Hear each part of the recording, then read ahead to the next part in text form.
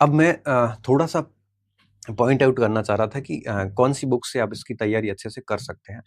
देखिए, बोर्ड का जो आजकल का जो पेपर है, ये पाठ्य सामग्री के बारे में बात कर लेते हैं। पाठ्य सामग्री की मैं बात करूं तो आपको क्या करना है, जैसे इतिहास। अब इतिहास में इन्होंने 10+2 की मैं पहले बात करता हूँ। 10+2 में इन्होंने देखो राजस्थान का इतिहास, कला, संस्कृति, ये कंप्लीट ले लिया है।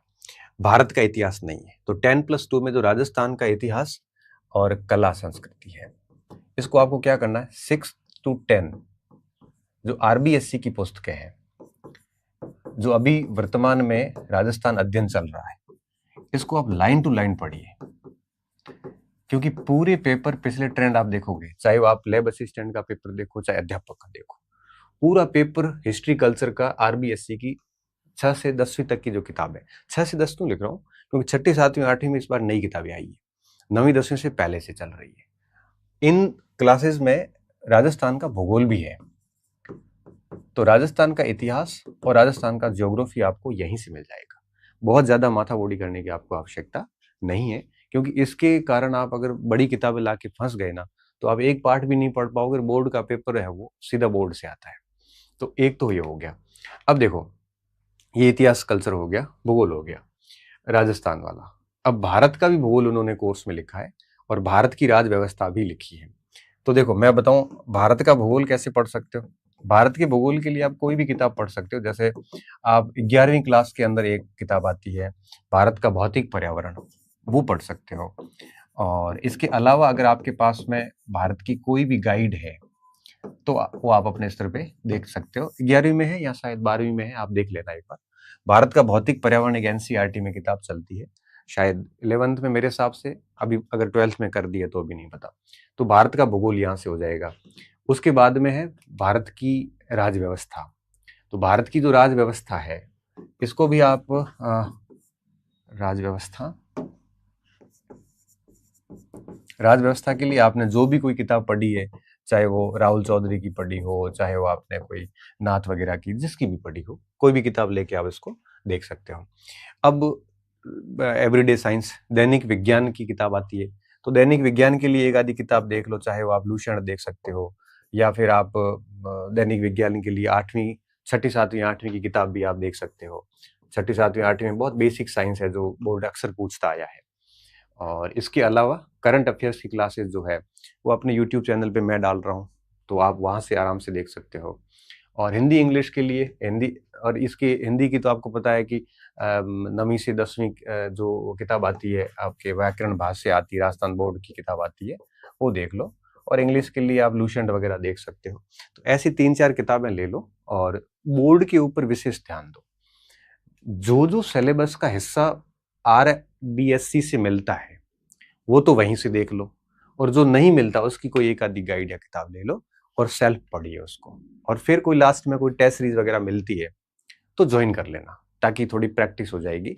तो ये जितने भी 10+2 के स्टूडेंट हैं, और साथ में जैसे किसी ने बीएसटीसी कर ली है, अभी L1 की प्रिपरेशन कर रहे हैं, बीए नहीं है, तो उन बच्चों को भी ये देना चाहिए। उनके वैसे भी देखो हिस्ट्री भूगोल ये तो वो तैयारी कर ही रहे होते हैं, तो उनका ये ठीक होता है।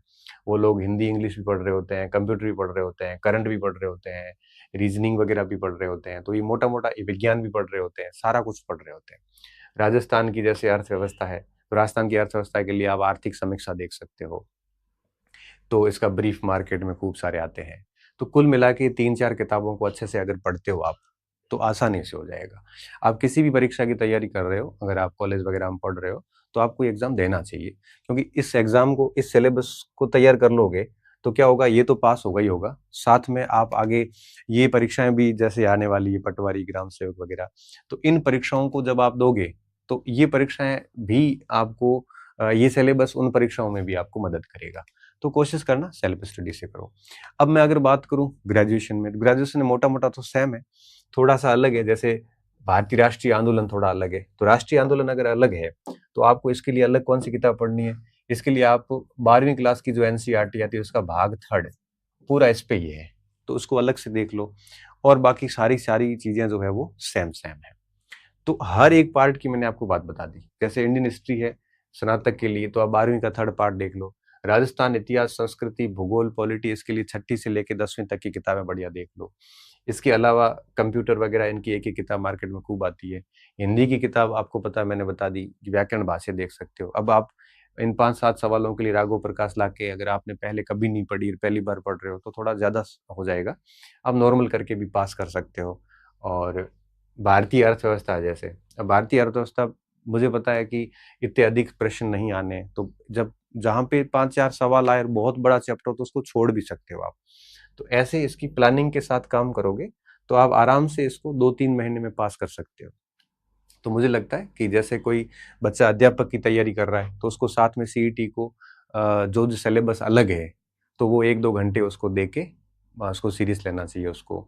अगर कोई स्टूडेंट दूसरी किसी वैकेंसी जैसे पटवारी ग्राम सेवक के लिए प्रिपेयर कर रहा है तो उसको तो वैसे ही इसका पढ़ना ही पड़ेगा, सारा कुछ कॉमन है। अध्यापक की तैयारी करने वाले बच्चों को भी इस ओर एक बार देखना चाहिए ताकि एक ऑप्शन जिंदा रहता है। क्योंकि कई लोग कहते हैं कि ऑप्शन नहीं रखने चाहिए जीवन में, बट मैं मानता हूँ कि ऑप्शन होना चाहिए। क्योंकि अगर मान लो वहां नहीं हो तो कहीं तो आपका जॉब का बैठा है, नहीं तो अदरवाइज हम कई बार रह जाते हैं, बिल्कुल ही रह जाते हैं।